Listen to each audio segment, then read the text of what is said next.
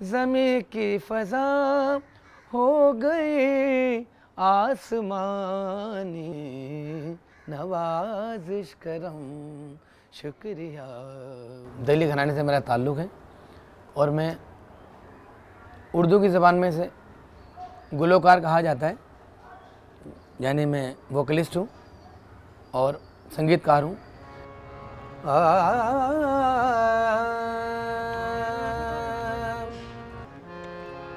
रोया करेंगे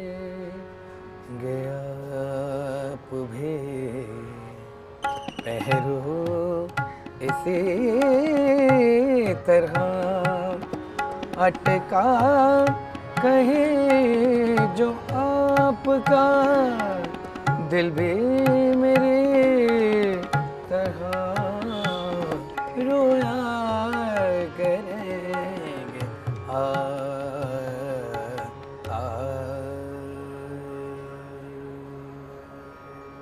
गज़ल का मतलब हुआ महबूब से बात करना।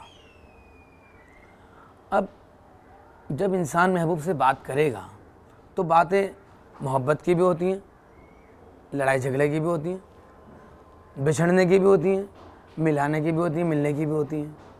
अपनी बात अपने महबूब तक पहुँचाने का मतलब ही गज़ल हुआ। यहाँ दरगाह सूफ़ी इनायत में हम लोग मैं क्लास लेता हूँ। यहाँ बच्चे क्लासिकल भी सीखते हैं, यहाँ बच्चे गज़ल भी सीखते हैं, यहाँ बच्चे भजन भी सीखते हैं।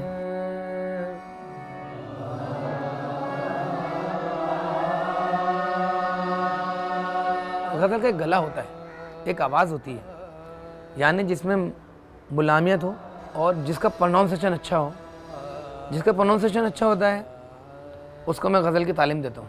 हर एक बात पे कहते हो तुम कि तू क्या है, हर एक बात पे कहते हो तुम कि तू क्या है,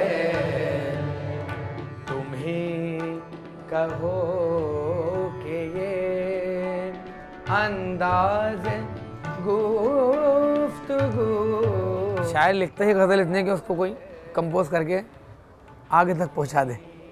क्योंकि शायर तो जब महफिलों में जाते हैं तो वो तो तरन्नुम में बहुत कम पढ़ते हैं, तहतुल लफ्ज़ में पढ़ते हैं। तेरे वादे पर जिए हम तो ये जान झूठ जाना के खुशी से मर ही जाते अगर एतबार होता, ये ना थी हमारी किस्मत। तो कंपोज होने के बाद गज़ल और इसका मज़ा दोबाला हो गया।